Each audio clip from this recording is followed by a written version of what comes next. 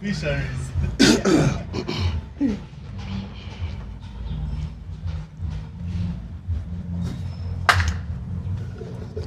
Welcome to another episode of the Fat Cats Rugby Podcast on a very, very chilly evening, Tuesday evening, when we record. Edwin just sent me a message saying that make sure that when you are talking to someone, don't call them darling if they're not your darling. So it was something that was particularly interesting. There was something on social media where a girl put out a message saying that please don't call someone else's person darling. Perhaps they were offended by something, but that's the beauty of whatever comes out of the rugby community, especially after an interesting weekend as the Rujumba Sevens. I'm here with Caesar, the fellow fat cat who is living his best life, enjoying some tea. Caesar, Yes, sir. where have you gotten the inspiration to be like this today? Sevo. Sevo, My eh? role model. My biggest role model. Sevo is your biggest role model. Why? The man has ruled the country with educated human beings. We are not going to get into that politics, but all I know is I hope you're ready to sip the tea the way he was sipping it on those national addresses during COVID. Yeah. I hope the mics are able to pick up the sound. But anyway, another rugby weekend comes to an end, and yet again we look forward towards an up-country circuit. Yeah. The week, we'll usually use the week to just relax at this point because we were really asking for water by the end of Sunday. We were at Kings Park in Bweyogerere, the Rujumba Sevens, a very, very interesting tournament. But before we get into the Rujumba Sevens, we have two distinguished guests with us. I think I shall start from the far end. Allan Olango of the Rhinos. We're going to get to know a little bit about him. Allan, how are you, sir? I'm okay. Thank you so much. I'm glad to be here. Fat Cat. Thank you so much. How was the weekend for you? I know as a player it can be very limiting. You guys don't get to start drinking like at 9 a.m. like the people who are waiting for the happy hour. Yeah? But still, like, we enjoy. Like we get the same fun, just like other guys who come in to watch. Because we be playing, we're doing what we like. Okay. Yeah. So the weekend was really good. The weekend went on well. We played. Just that we didn't meet our targets, but still, I should say the weekend was good. The tournament itself was good. What was your target for the Rujumba Sevens? Yeah, we're looking at reaching finals for the Rujumba Sevens, but came short because we didn't top our group, so we met a match. We met a tougher team in the quarter, so it made it very difficult for us to reach the semis and go to the finals. What was your fondest moment really from the weekend? The weekend? Yeah. I should say playing Cobs in quarterfinals. Yeah. Yeah, that was the moment, yeah. Yeah, because it's a game that you trailed fast for quite a while, Yeah. Putting Caesar on a lot of pressure. I'm sure at that point he had even ordered another cup of tea when he was at Kings Park. But then you somehow found it in you to have a resurgence and come back. But unfortunately, it was too little, too late. Yeah. Yeah. I think we woke up in the last minutes of first half, and then second half we came in. We played well. Just that I think the yellow card also costed us in the first half. Made them get the opportunity to score more tries, like 2 tries, and then from second half we realized we could do better. So when we started coming up, unfortunately time wasn't on our side. So, but it was really a good game. Yeah. Off the pitch, really, did you have anything that you enjoyed about the weekend besides the rugby action? Yeah. I would say yes. The fans that came in, it was really good seeing that number of fans coming in to watch rugby for a 2-day tournament. Yeah, that was something that I really liked. Did you sign any autographs? No. You don't think you've reached that level yet? Not yet. Anyway, we are going to come back. But the person closest to me is someone I should consider him a good friend of mine. We have tangled a bit on the pitch. We have transitioned into different directions. He's still clinging on to his playing days, but while also imparting his wisdom onto the younger generation. And I'm still telling him that he has the legs to perhaps get a national team call-up, especially for the 15s. Mr. Trevor Tusiime. Trevor. Yes, sir. Thank you for honoring our invite onto the Fat Cats podcast. Thank you for inviting me. I have been waiting for Mongers person. Where have you been waiting? We actually, when I was envisioning a podcast with someone from Mongers, I thought maybe you guys would invite us by the beach, water, fish. Would that be a nice setting? Maybe another time. We will organize that. Please, that would be very, very nice. But anyway, there's a lot to talk about. But Mongers, really, there's been a sort of a transition as well going on in Mongers. We used to assimilate Mongers a lot with the old guard, a lot of experienced players, Simon Wakabi and the like. But now we are seeing a lot of young boys, Mark William Lukwago, and Aaron, he's called Robin. Yeah, so many of those guys. So what inspired that transition? And maybe just walk us through how you, from a coaching perspective, you saw the Rujumba Sevens in the Mongers perspective. Okay. Previously, I think right after lockdown, that was 2021, that's when I was called up to be head coach Sevens for the Mongers. Okay. And I immediately thought, you know what, to hell with the old guys. Let us groom the young talent now. The old guys can come and support the system in the 15s, but we need to create culture, to groom players into a culture that will stay longer than just now. We don't need old players playing now, and 2024 you don't have a squad, you're starting from scratch, you're fighting relegation.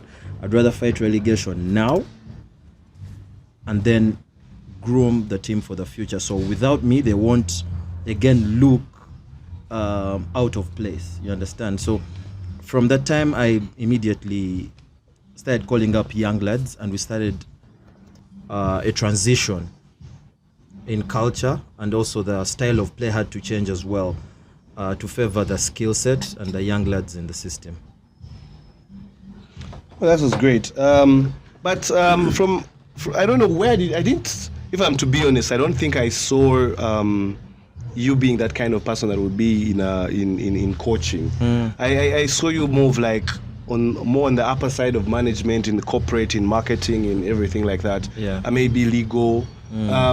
What really gave you that spark to take on to that responsibility? Because it's something that is very, very, it's not an easy job. It needs a lot of patience. It needs a lot of homework on your end. Yes. So where did you get that what inspired you to really take on that coaching mantle? Surprisingly, right after my high school at Hana International, I started some work with Miles, surprisingly, at Turkish Light Academy.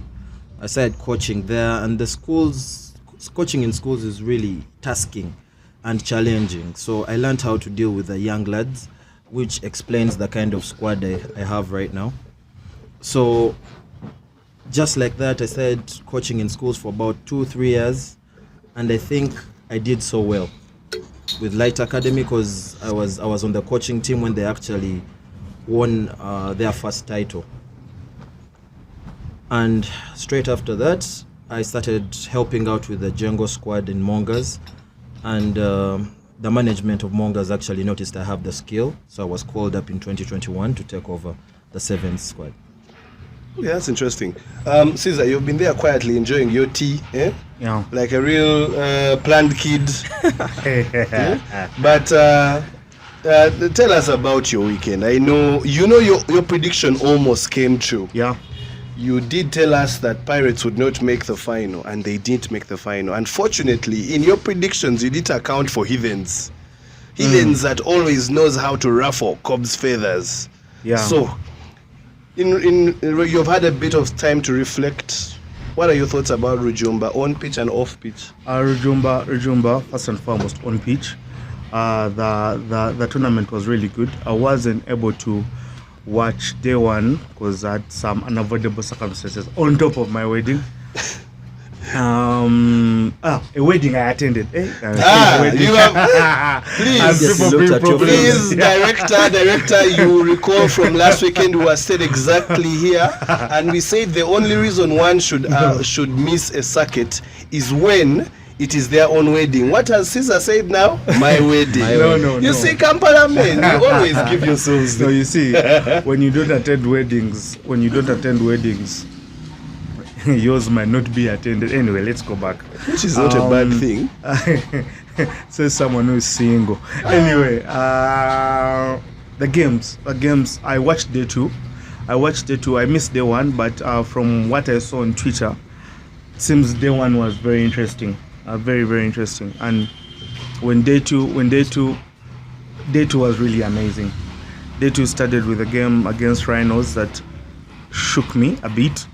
I'm first and foremost impressed, and I'm happy Olango is here. I'm impressed with what Rhinos is doing, and kudos to them. They're doing really, really good. Mongers that found itself, doing so well on day two. The rugby has generally improved. Kings Park rugby was amazing all the way. Like the girls, the placement games were amazing. It's just unfortunate that such rugby will be overshadowed by a mistake call or a discussion about a ref's call or anything. But generally, the rugby was really, really, really amazing. And then off pitch, I don't. They said I oversay. I don't like Pirates. Anyway, I don't like Pirates, but but their organization off pitch or I don't know what Kings Park does, but they outdid themselves on the weekend. The party was really amazing, and despite the truth coming out and them not getting to the final, they don't go away. The party is still the same. They talk to you, man. Kings Park was really amazing.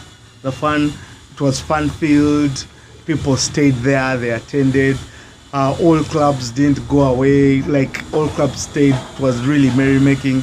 We were whining about the ref's call. Then you find guys trying to explain the ref's call. Then Edwin is talking about so many things that you probably won't remember saying. No, it was really, really amazing. Off pitch and on pitch, the rugby was high quality, and the fun was also quality. I enjoyed day two. I really did. For the first time in a long time, I left Kings Park at 10. I always leave Kings Park at 6 p.m. after the game's end. But this time, I was around. Further emphasizing the narrative they put out about Cobs fans. Me. That Cobs fans, after the games, they leave at 6 No, it's PM. me. I don't like... You asked me. I'm also just a messenger. I don't attack me. I don't like not attending Kings Park, not because I just don't like Kings Park. But man, on Sunday, the party was really. Also, Kings Park is known for Nigos. Now me, Nigos. Why waste time when I'm not going when to you're finish? Married, When I'm not going to finish the. Okay. Yeah, then it was fun. Let's before we talk about the trophies a little bit. What do you think we can do about, because there's been a scandal about, and I want to pick your minds as well about this. The scandal with the referee Umar Balikanda, who had a very, very good tournament.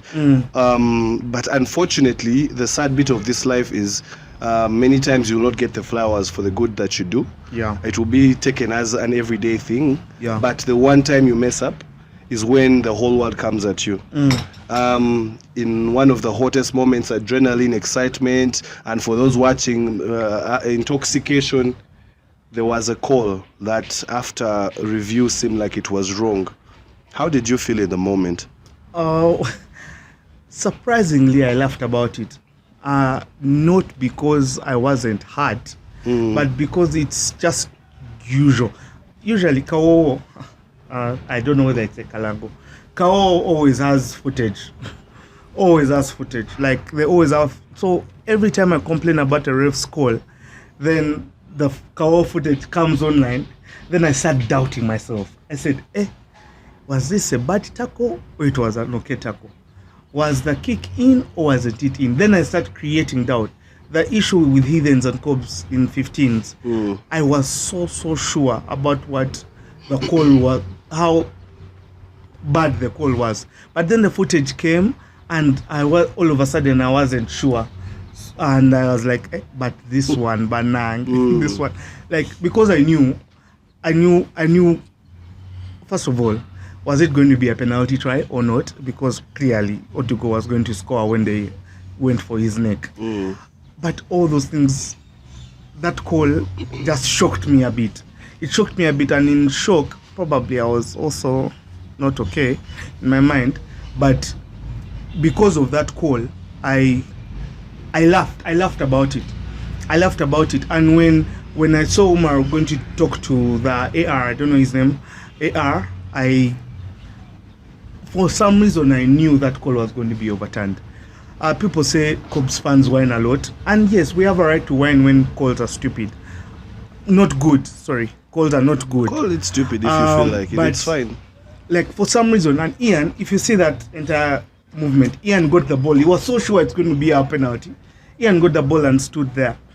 But when I saw Umar going to talk to that TJ, then I saw 20 Heathens players, okay, hypothetically, around the TJs. I really knew what was going to happen. And unfortunately, Umar always, from last year, Umar has been a good ref. But unfortunately, his day will be judged by that. My opinion about this, refs are human beings. They make mistakes. It's just that our issue, and I'm going to say this outright, our issue is all these mistakes that happen, match deciding mistakes that happen, always favor one club. And I've said this before. They always favor one club. And I'm not blaming the club. I mean, it's not their fault. For them, they are players. They go. I don't know why they always favor them. And that's my biggest issue. I talked about it on Twitter and someone came and told me, but for us, and there's no problem with clubs complaining about refs calls. I don't like it when clubs get their refs calls and pocket them because they are comfortable with the bad officiation, or they know that because if they favoring them, or not favoring them as such, they know whether they complain or not, nothing will happen. The decision has been made. Then when I have a right to complain for my club, then you bring out your calls. But even us, you bringing me another wrong to justify a wrong doesn't make sense. The call was really bad, and we should do better. I don't know how. We should do better. That same AR, if you remember, Kid Kum made a very controversial call that Karim knocked forward. I looked at that footage. They said Kao's footage was one-sided. I kept quiet. That's why, like I told you last time, I don't like talking about refs. Let me look at the positives. The rugby was really good. That Heathens team, and I think I told someone in the semi-final, that Heathens team was very, very organized. They went back to the Heathens without Aaron. The Heathens with basic rugby. You see, Aaron is a superstar. He brings some flair in Heathens rugby. There's no flair in that club. But when they play their basics, take the ball rack, pass the ball, they're really good. And the entire tournament, they really were that structured, basic club. And they played well. They held us. They played better. We could have capitalized, in some instances, but we didn't. But unfortunately, even that will be forgotten because they won their trophy off a very freakish decision. Now, one can argue, because if you notice, Umar didn't give a penalty try. He had called a penalty in that instance before they overturned to the knock-on.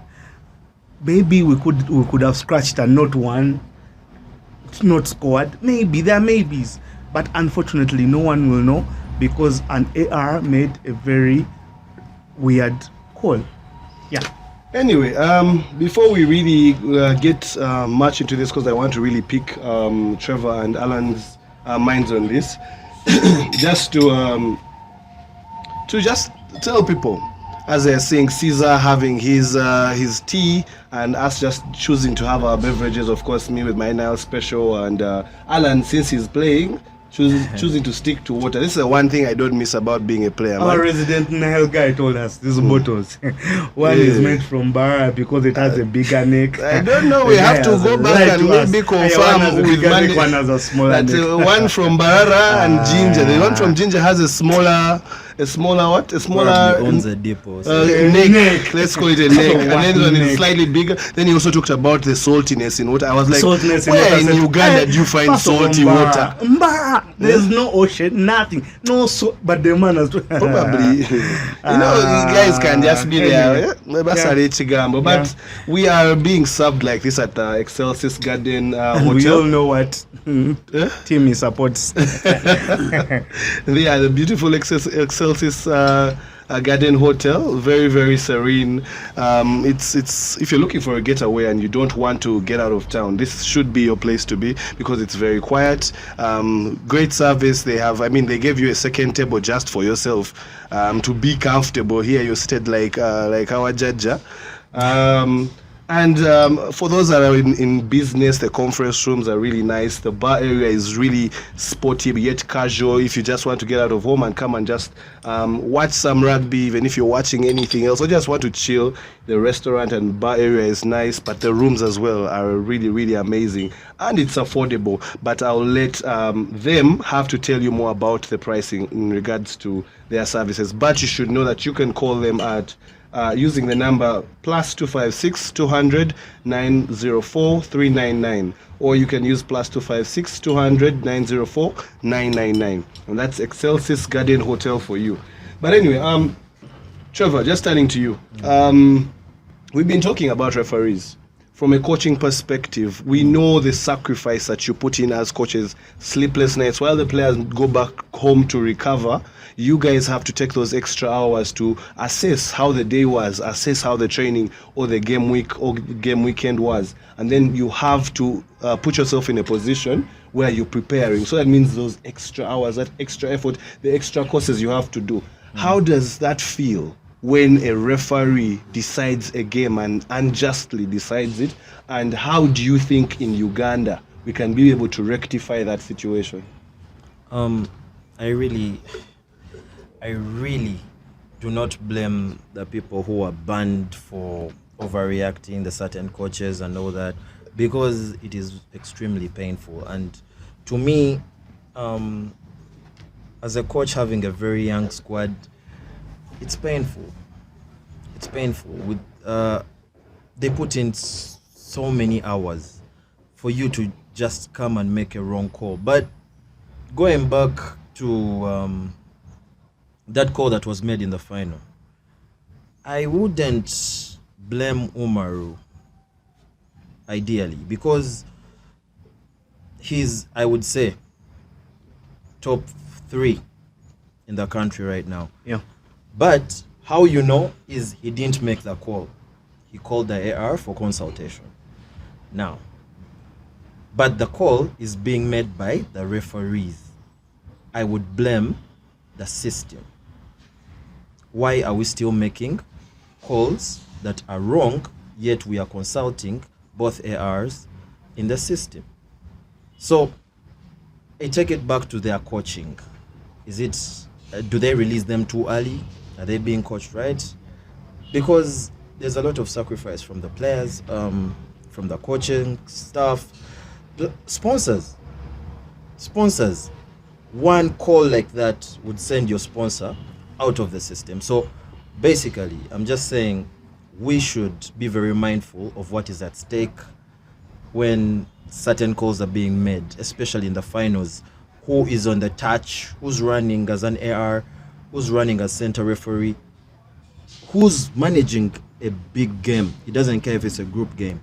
I cannot be seeing someone of little or no experience managing a game that involves, let me say, the winners, Heathens of Rujumba Sevens, maybe versing Walukuba, because Walukuba is actually a serious potential team. So anything can happen in that game, but a call would change the dynamic. Heathens may finish second, and boom, just like that, Heathens is playing maybe Pirates, and you don't know what happens. You leave a team like that in the quarterfinals, which is good for our sport. But because of a call, pathetic. Allan, from a player's perspective, have you ever been on the side of a wrong call where you feel like this referee really was not fair to you guys? And how do you as a person, how do you react to such? Yeah, very many occasions I've been really hurt as a player. You really feel actually more in that moment that you're playing the game. Really, when you're not mentally strong, really actually it spoils your game. Yeah, in very many occasions I've been when I'm playing, refs have made I would say maybe mistakes. They've made bad calls, but you as a player, you've seen a different thing, and from his side also he takes it as a different thing. So going back to what happened over the weekend, just like Trevor said, for him he takes the blame to the system. My concern is what is then being done after realizing a ref has made such a call, a bad call or a wrong call. After maybe seeing it from a footage or something, what is being done to such a referee, or what action is being taken after that? So me, that's something that really worries me. What I keep asking myself, what's going to be done after? Yeah, can I add something? Yeah, sure. I just feel like in the solutions part, I do not know whether they're doing refresher courses more often, but I feel like they need the most refresher courses, even possibly every after a week. I don't know. Okay, Caesar. There were people on social media talking about TMO, not knowing that also the dynamics of a country having TMO are not just the basics. You don't just call for TMO and even just go and order stuff online and then you start being a TMO. But in a country like Uganda, where we are still even trying to get the bare minimums consistently right, what do you think can be done to help referees? Yeah, look here. There will always be, even in international games that have TMOs, there will always be bad refereeing calls. Like, this is sport. There will always be an unfavorable ref's call. My issue here is, I don't know how to bring this up. Maybe accountability. Maybe because, Ruben, none of us here knows whether Umar was paid on Sunday or not. Allowances. None. Because none of the clubs contribute to the unions or to the refs association. Now, we don't know where they get their money from. Are we going to wait for sponsors? It's like in central government, how a judge, they have their own appropriation and they are paid differently and all that stuff. Or like separating arms of the government. These are refs that we will always attack, but we don't have the right to attack them because we don't pay them or we are not party to. Let me put it down a bit. In a club, say like mine, Cobs, or say, okay, let me just use like Mongers, because if I use Cobs, it will bring other things. Like in a club like Mongers, if something is not running well, Mongers, if I'm not a paid up member, I don't have a right to come and ask the Mongers Association or the club why this is going wrong, why this is going. But when I'm a paid up member, I have a right to question what is happening. These refs, I think one of the solution is we ensure that refs are very, very well funded. We should reduce some of the money they give to the Sevens setup and we give to the refs. Because who are you taking away the Sevens setup no, money reduce, now? because where we've reached, we can't get more money. If we get more money, well and good. But if we don't, we reduce score, man. And those guys are well funded. And they are doing well with their money. But we reduce and pay these refs. When we pay them, even if the clubs have an association, I think, the CRT, the chairman's roundtable. Let them agree as a club that each club parts with, say, 1 million. Each club parts, okay, we don't have, but hypothetically, 1 million. And each club puts that 1 million into the Referees Association. What does that take away? That will take away the idea that refs have patronage to the places that take care of them. If all these refs, and I'm telling you, it's human nature, if all these refs train, coach, hang, eat, and do everything at Chadondo, it is only Why human are you nature. identifying Chadondo? No, okay, legends. If let's say refs coach, train and chill and do everything, Adilo is always that legend. Yeah. If a call comes and it's a 50-50 call and it's only human nature. But if we remove that patronage, where all clubs feel like they can hold a ref accountable, that's one of my solutions, so that we ensure that every time a ref comes, we are going to Fort Portal. Do the refs know where they're going to sleep? Do they have allowances? And I'm not saying 20k per day. Like, this is a man who works that is going to, because now me or a player can say, I will come on day 2. A ref can't say I'll come on day 2 because he has to ref day 1. So he has to leave his work. Let's ensure that their stipends, that their livelihood, their allowances, everything that they need to do their job is catered for. And then there, we can always say refresher courses, we can also all sorts of things, but this is the way players won't play to the very best because they've not trained well, or they've not been paid, they don't have allowances. This is some way the refs will go through. So first and foremost, we have to ensure their remuneration is top. And when we do that, and we have a responsibility to the refs association, then we can call them out. But we can't call them out. And Olango has brought a very good submission. After that game, there was a very heated meeting with the refs in the corner. But that's all they do. Utimba made a call against Heathens against Cobs, and he was adjudged to have made a mistake. And the union wrote a document, said the call has been. They said so many things, but in a nutshell, they said Utimba had made I don't know. I'm not on Twitter so much. I don't know whether Utimba came out to apologize for his bad call. He didn't.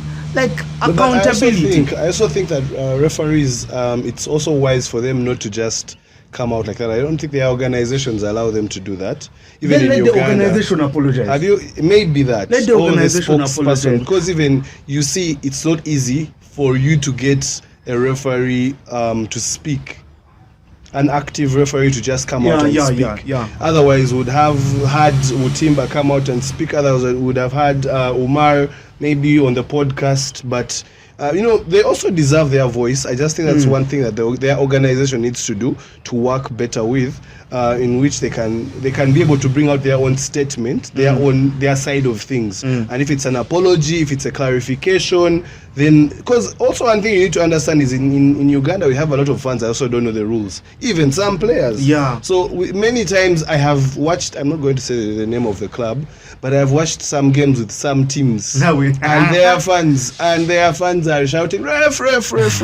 But bro, that call was not right. Like, yes. Like the call, they don't even understand the call they are shouting they're for. Just saying they're just shouting, which because is also okay. But those are fans. So how do referees also get their voice to also handle their own PR and their own image? I think that's also another thing that needs to be addressed, and maybe also looking at let's say maybe a fourth consultant, I should say. That was my next question. What does the match commissar do? Because is he just there to ring a bell and signs allowances and play the horn to tell the time is up? Because they should also discuss. But also, I want to come out clearly. Sometimes you started this discussion with that point. A ref in a match, hypothetically, will make 100 calls, and of those 100 calls, he will get 90 right. But unfortunately, the 10 or the 5 the 10 or the 5 that are wrong are usually match deciding. You get? So then we don't have bad refs. Our refs are good because they get most of the calls right. But me, I think the solution one is for us to hold them accountable. In order for us to hold them accountable, we have to be eligible to ask for that accountability. And the only way we do that is if we involve in their welfare too. Clubs can take some money, let them put money in a referee society so that the refs, and we demand the accountability so that the refs are handled and not leave it to the union entirely or everything. We have to own this. We can't keep hiding behind the union. We have to hold this as us, because we will keep doing this over and over again. I'm telling you, there's going to be a club who will come out for Fort Porto with a bad refereeing call. We will keep doing. We've been at it. We were in high school and we're complaining about refs. We are here and we're complaining about refs without giving possible solutions, because they train. We have educators in Uganda.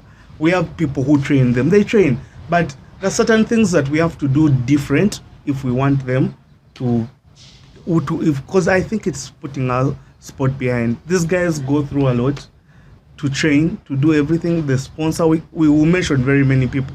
And then one decision like this changes everything.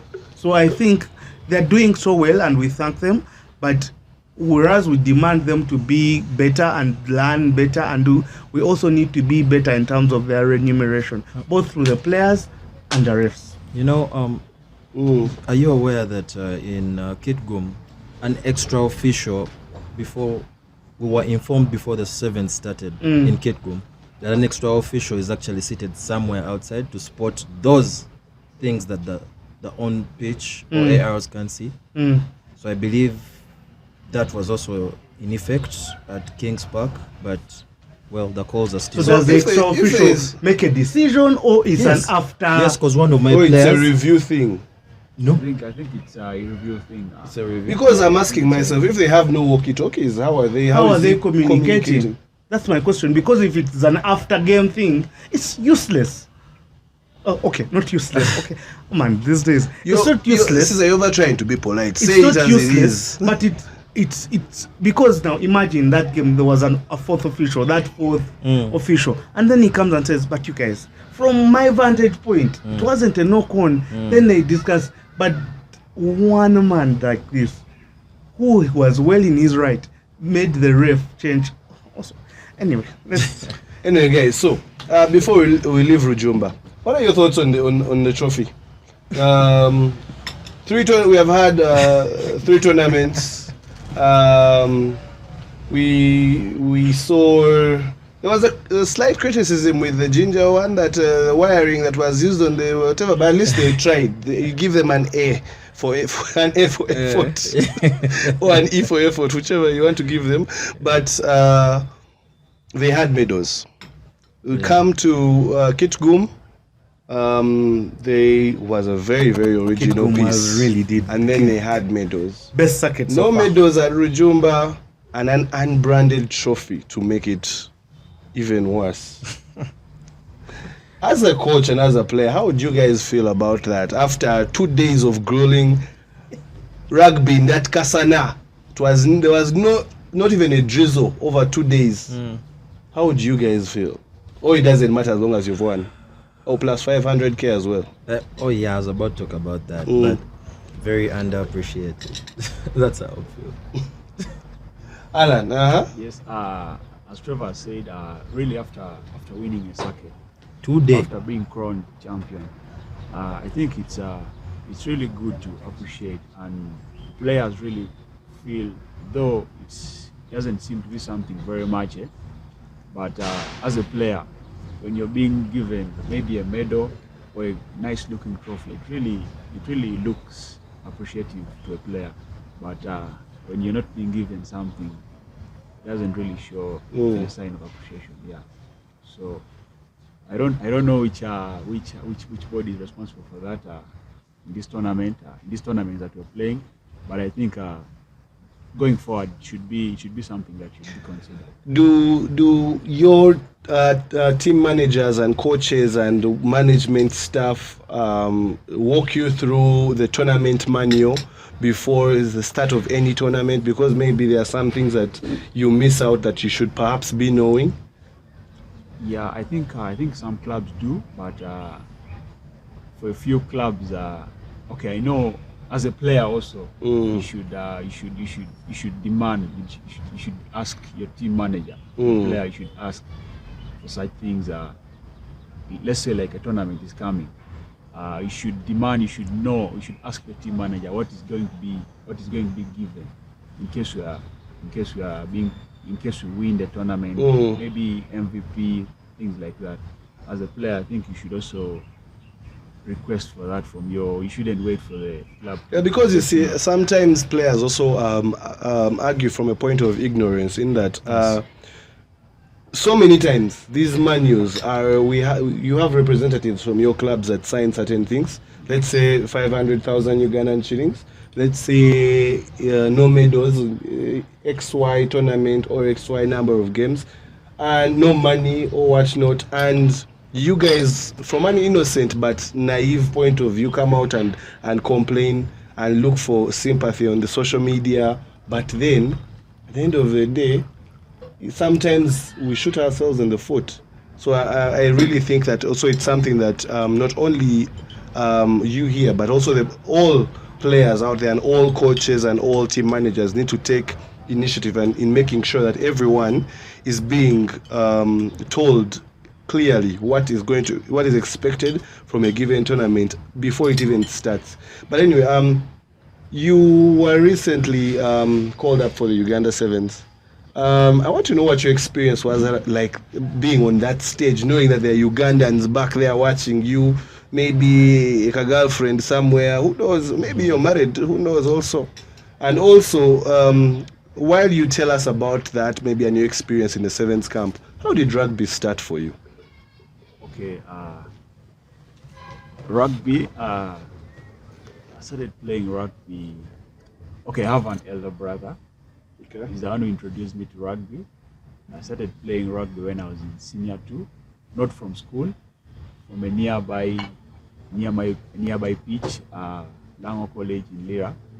Yeah, so the school I was in senior 2, we didn't have rugby.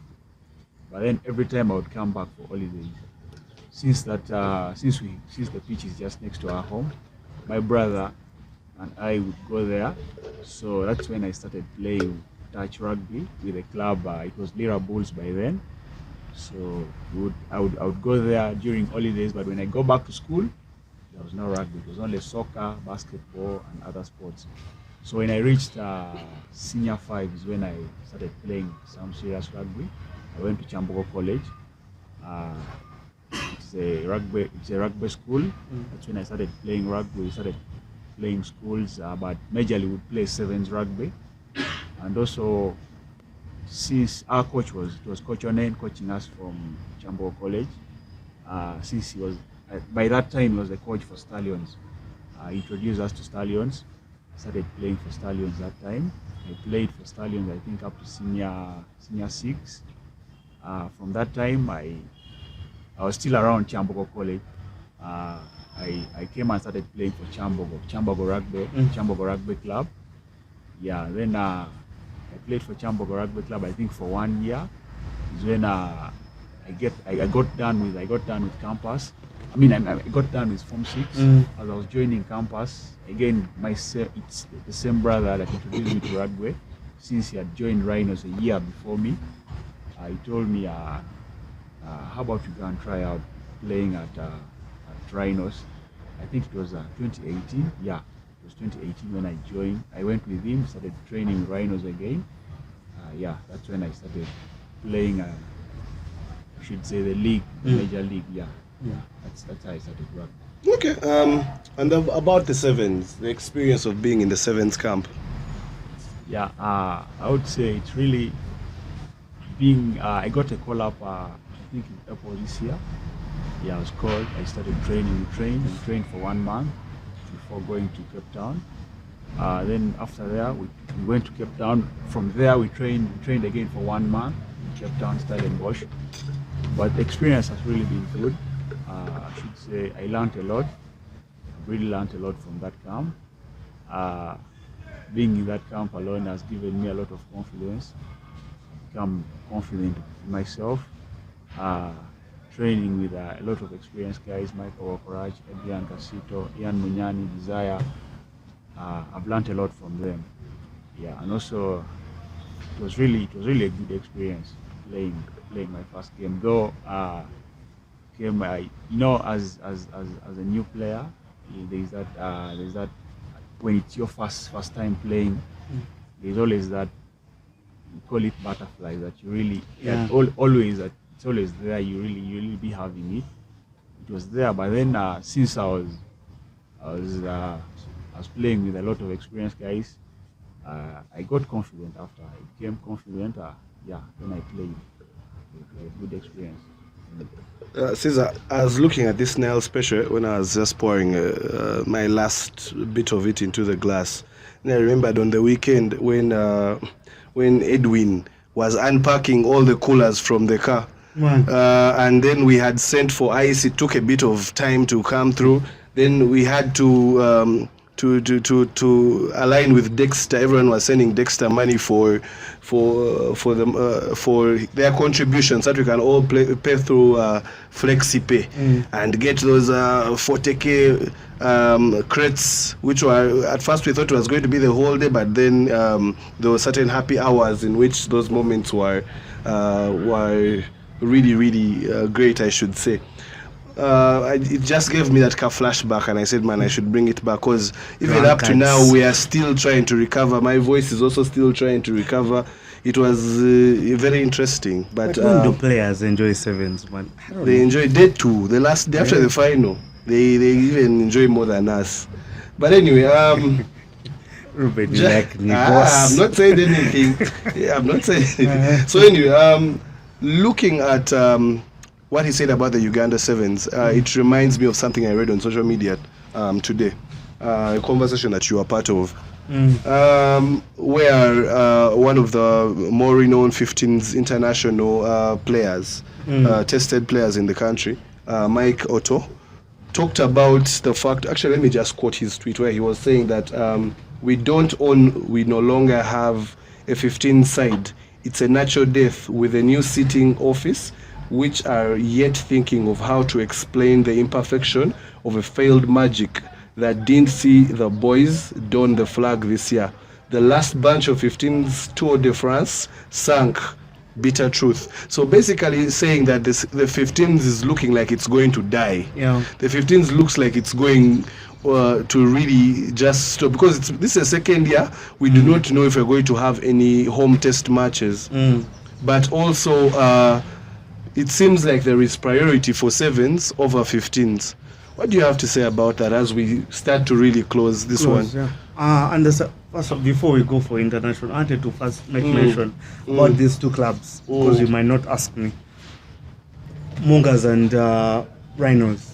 There's something good happening there, and it's not good for us to be burying ourselves in the big three, CGU, what, and we don't speak about the developments. We found Mongers in the semi-finals, semis. Rhinos has been giving clubs a run for their money ever since.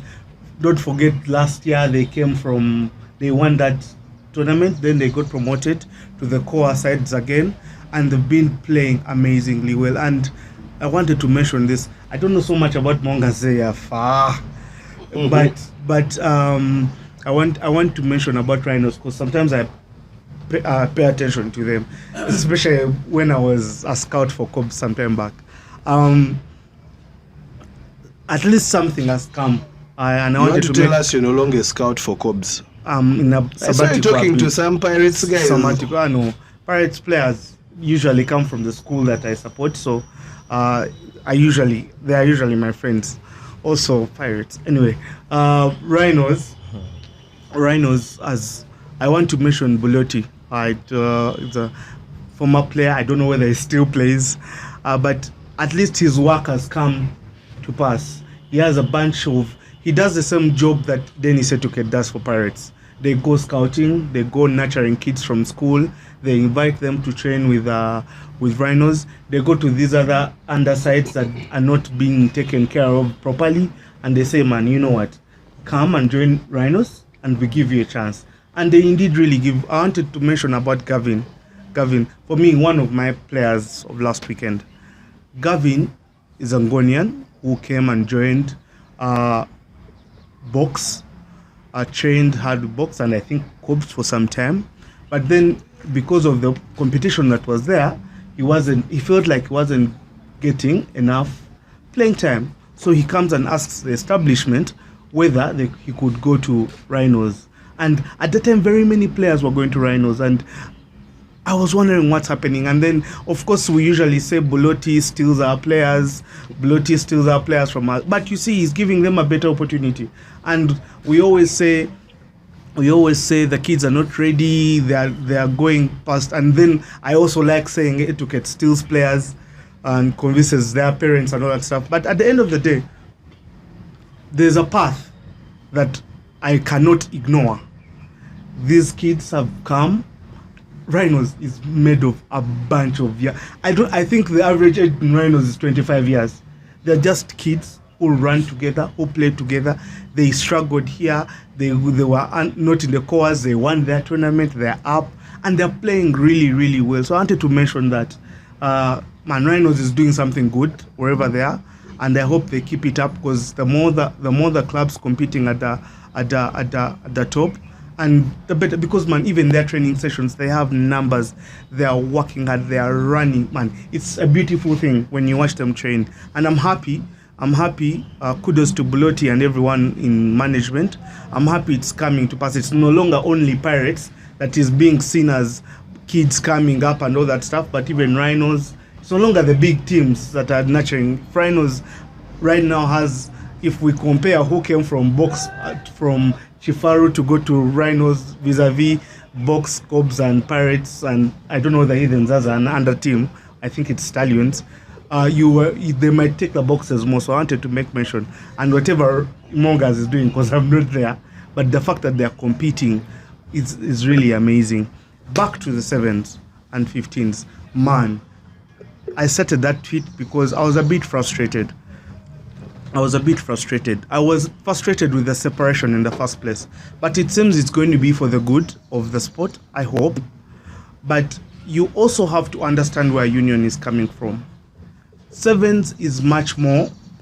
Right now, Sevens sells us better.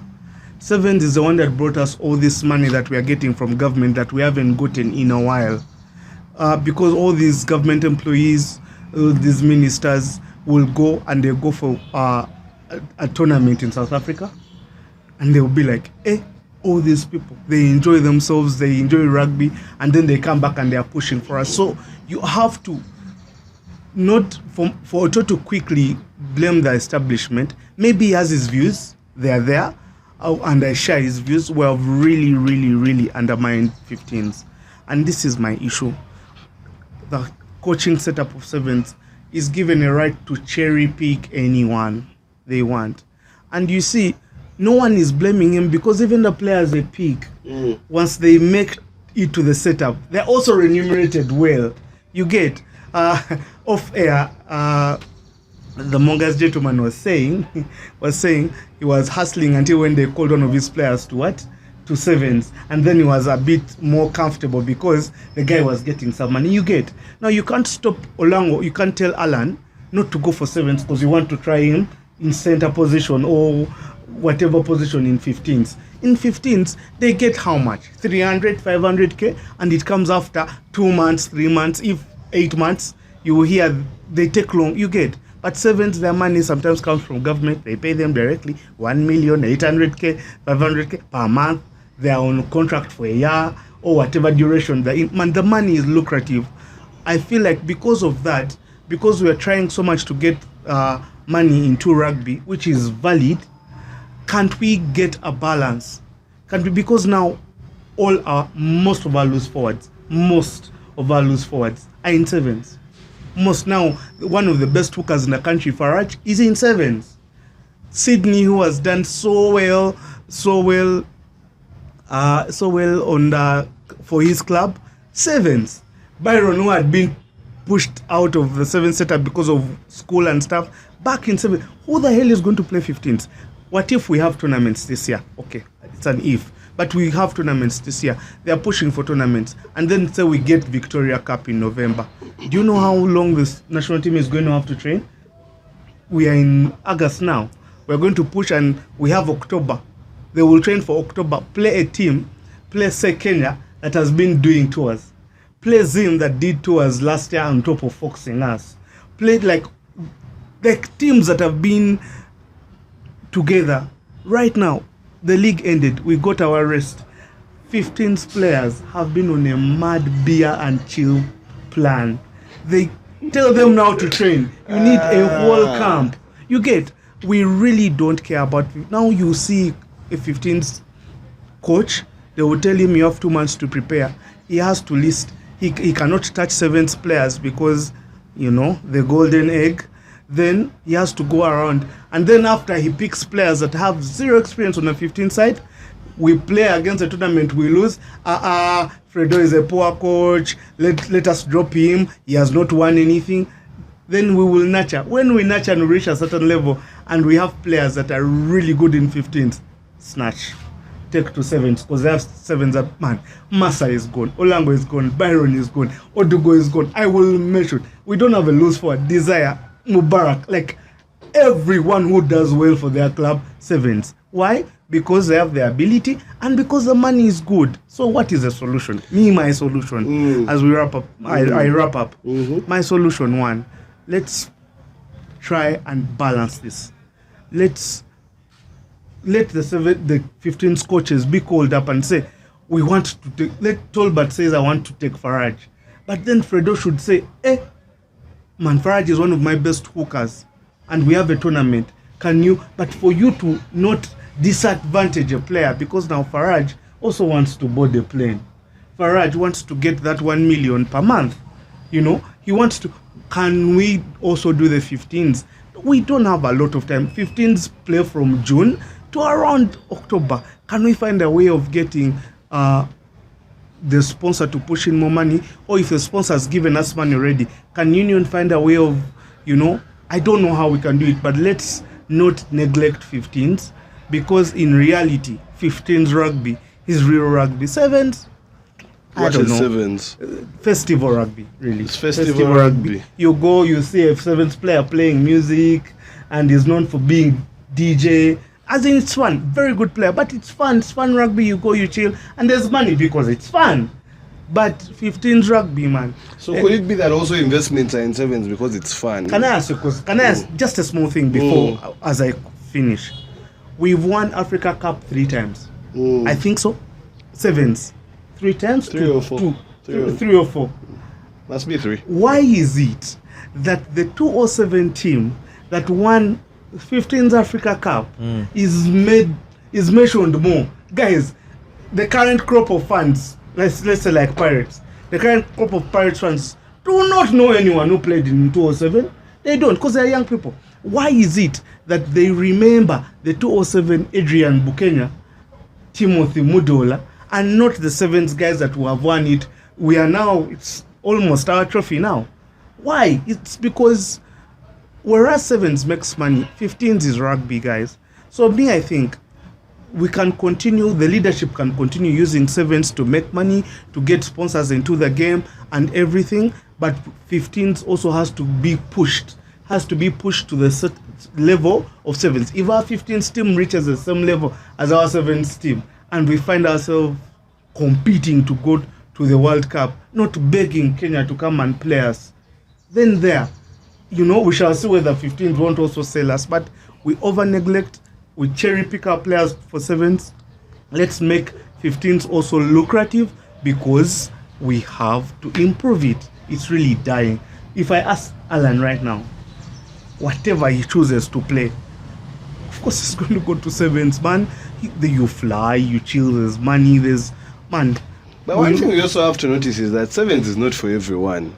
But somehow, anyway, it all goes back to the coaches that are picking. But me, I don't believe every player should be a sevens player. I think the coaching systems need to sit on a round table for the selection. Yes. There should be, it's not just like, hey, you, Come. No. Now, like, honestly, I know I wish players all the best, but I don't think Sydney should be in the sevens setup. There are certain players that are called up and you're like, sevens? Oh, man. There's a criteria, really. Not just... I want to understand what the plan was for taking Ofaraji Odugo there, as I know he's athletic, I know he used to be a winger and all, and he's a good ball carrier, but in what position are they going to play him? And who are the other people in that position? Let them play both sides. Let them play both sides. Or maybe we should, do you think we should still keep it open? You can play both 15s and 7s? I don't think Uganda is ready to separate. It's not. It's a very good thing to separate. Because why is it that we are having exceptions for a few that can play 15s and 7s? I remember last tournament, I think France. Was it because we were in France that Philip played for the 15s? Even Desire did he? I don't remember Desire. I don't know. No, but Philip did play for the 15s. Yet Philip is a 7s player, and they had already made the boundary clear. I feel like that should be the line, to keep it open. If one player has to be special, keep it open then. Like, keep it open. Don't curtail it, because let me tell you something. If you make a choice, if it's about choice, and a player like Philip, if it's about choice, Philip will choose where his life is better. Allan will choose where his life is better. But don't give him the choice. You think if you told Allan, come and play September, then we have tournaments, say we have Elgon Cup in November, you think Allan will refuse to play because he played in September? No. People love their country. Remove the separation stuff until when we are ready to do it. And I said this when it was happening. Separation was going to hurt a side of sport. And voila, it's 15s. You know, it's 15s. I mean, Jacob Ochen went and played 15s, I think, in France. Then he was later called up for 7s, if I'm not mistaken. Yes. You get. The guy does well, Tolbert picks, please. The guy does well in 15s for his club, I want him. Until when? So for us, we chill, we nurture. We nurture 15s players. Then when they do well, they pick. No. Let them play both ways until when we have a saturation of experienced rugby players for both sides. Then the coaches sit down, like he has said. The coaches sit down and they say, now I want to take Faraj. But Faraj is the best hooker here. Where is he going to benefit more? And let it also not disadvantage Faraj. If Faraj is going to get 1 million per month for the duration he's on the 7th team, let us ensure that when he's refused from going to 7s and stays on 15s, he equally gets that 1 million. When the disparities go away, then Tolbert might even suffer, because people love 15s rugby, but people go for 7s because of the travels and the money. When the travels come into play and Trevor, there was a rumor going around that maybe they should start a concurrent season of 7s and 15s in Uganda, where each club has certain players separated to specifically focus on 7s, while the 15s league also goes on. These ones are also playing their circuits. What do you think about that? Is that realistic? Is that manageable? Is that sensible? I swear to God, I would be for that any day if I lived in France.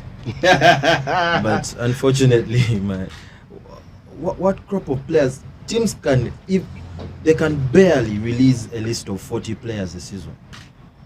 Now 55. Exactly. Everything works. Exactly. But you check the lists. Very few can even make 50. So how are they going to? Because you need a training camp for the whole season for about 20 players. 7s. You take that off. 15s. Will they have anyone? Probably be stealing guys from school to play. Allan, you have been particularly quiet on this. I know we don't want to put you on the spot since you're still an active player. But what is your reaction to that? Yeah, from my side, I think it should still be open. I'm looking at it from a point of view that we have very few. We have a shortage in the squad depth. Yeah, like the player base for the country is still very small. The club fails to to raise 40-man squad. So I think it should still be open. A player should be accepted. Should be let play 15s, either 15s or 7s. Yeah. Okay. I think it should be open.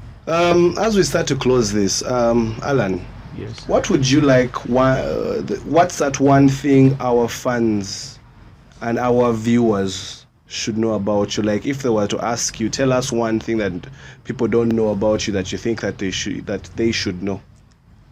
Outside rugby? Yes. Everyone knows you're a great rugby player, hard runner, everything, but that other side of you, who is Allan? Okay, Allan outside rugby. I should say I'm still a student. I'm at Chambogo University. I'm doing a course, Community Development and Social Justice. I'm a humble guy. I'm so passionate about the sport. But then outside that, I love being with people. I love being around people. I love being around people, happy people. Yeah, that is it. Okay. Ruben, Usually humble people don't say they're humble, but Edwin asked me to ask you whether you like Nugos and if you got some on Sunday. No, I didn't get. who are you asking? Alan. Oh, okay. Yeah, I please. didn't get. After the game, But I I also think- left. You immediately. left. I left. Yeah. I also think Allan is a very versatile forward who will help our Sevens come move very forward. Okay. Me, That's great. I want Alan out of sevens. I swear. You just want to scout him for Cobs. No.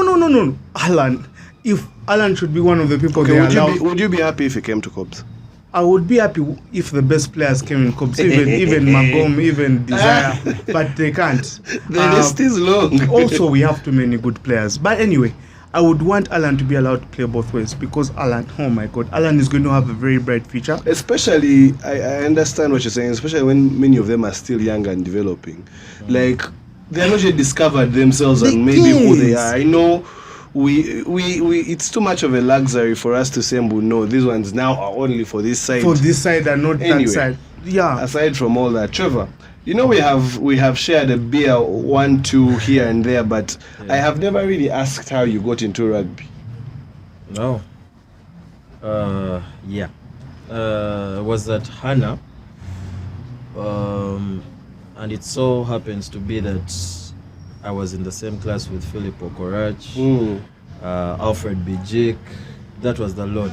That's the time they actually came to Hannah. I was actually a footballer, a very good striker. So I used to see them playing touch. I'm like, you guys, your game is rough. They're like, and they were my friends. Stayed with also Simon Makumbi of Cobs. Yeah. Senior It was Makumbi. yeah, Here, was actually here we very call him good. Mr. What? Mr. Which branch is that? Mr. Sirok branch. I don't know if he takes you along when he's going for Sirok Shout out branch. to I've been to a Makumbi. few with him. So Makumbi is telling me, man, but you jangu tuzanye rugby, boss. I'm like, wait, baby, boss. Like, it's tight. It's like, okay, first come and play touch. I started playing touch with these guys, with the Phillips. So I'd always be on Phillips' side because he always liked passing to me and I ran. On the wing, because I didn't want any contacts. So just like that, slowly, coach, the late Sogi, came in and he saw me playing touch with them. He's like, I want your training tomorrow. And somehow he was very confident I should be at training. I was like, but I have soccer. I was like, I don't care if you have soccer. Drop soccer, you're playing rugby tomorrow. Just like that, I started playing rugby at Hannah after a year. Because I was playing soccer and I was really good. But after 1 year, I actually stepped on a plane with the under-19. Under Sogi, with Philip Okorach, the Bijiks, and all that. So just like that, I was like, I'm not leaving this sport. After 1 year, I'm on a plane. How? So yeah, that's how I got into it. That's very, very interesting. Why So- Mongers? Huh? Why Mongers? Why? Yeah. So after being coached by Sogi, he was by then in Buffaloes. He was the number 8 at Buffaloes. So he was teaching us how to maul with a stick. So he caned us from one end of the pitch to the other and back, mauling. And he said, now that you've done this, come on Saturday. He got all of us pass outs to go and watch his game. I want to show you how we do it. It was Buffaloes versus Heathens. They scored 3 maul tries, and he's the one who touched down.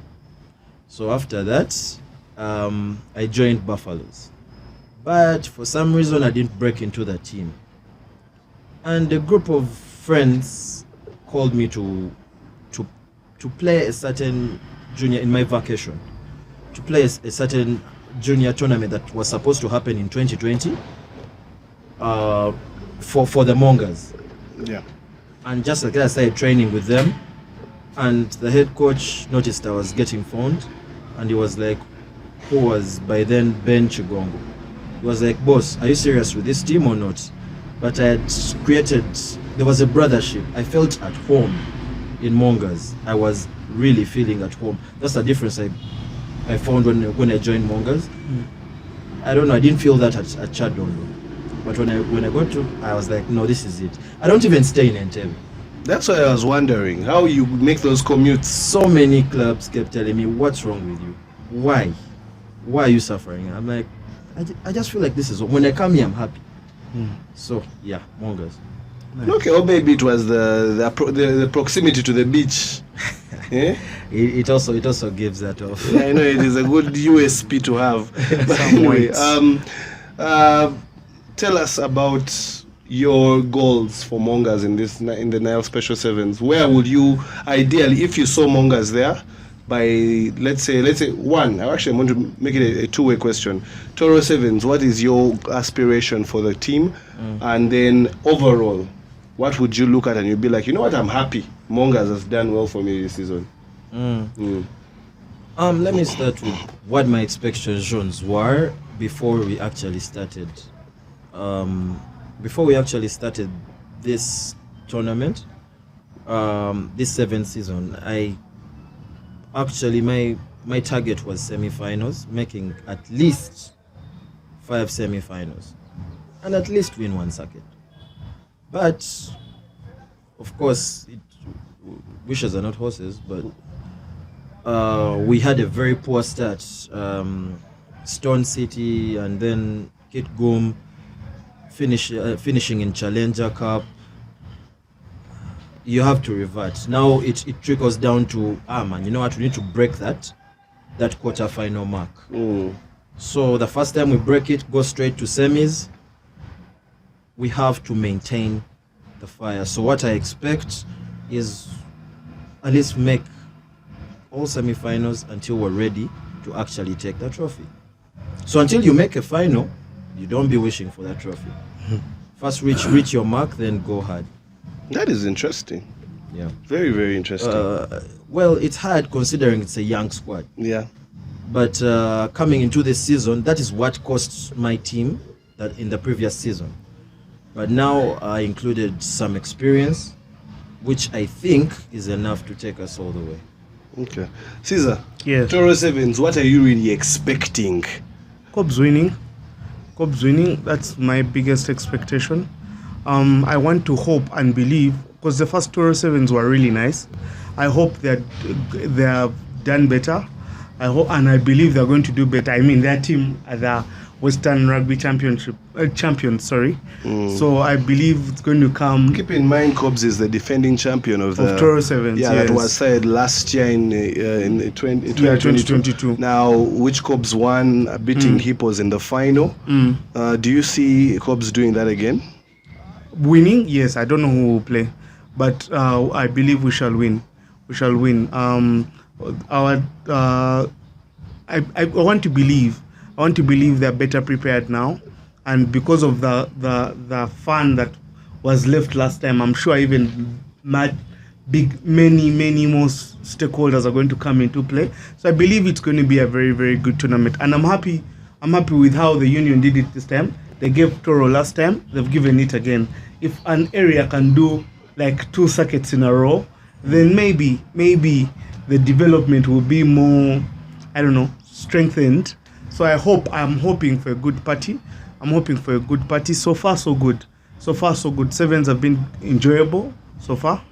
And on pitch, I have no doubt whatsoever. Of course, outside, upcountry seven circuits are hard because some people have jobs and stuff and they can't leave and all that stuff, and they can't come on like Sunday or Saturday evening because of the distance and all. But I believe the quality of rugby is still going to be up there.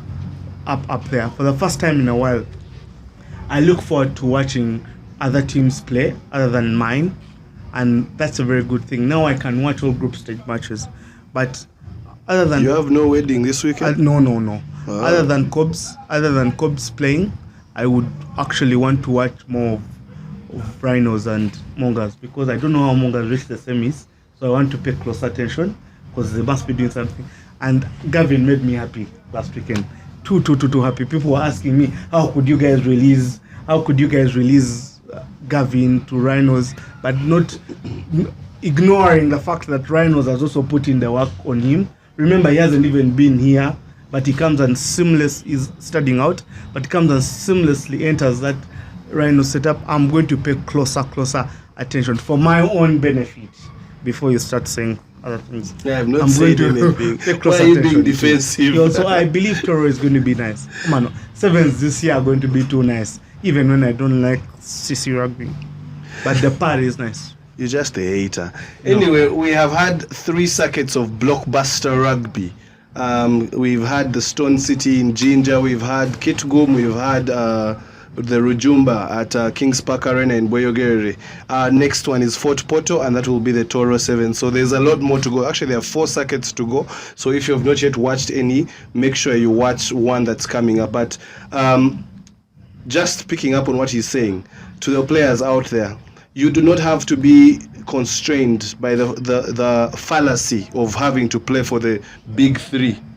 Go out there and choose a club and find happiness and find consistent game time. You cannot develop as a rugby player without getting game time. Otherwise, you'll just be lying to yourself that you're part of a club that you've not really contributed to.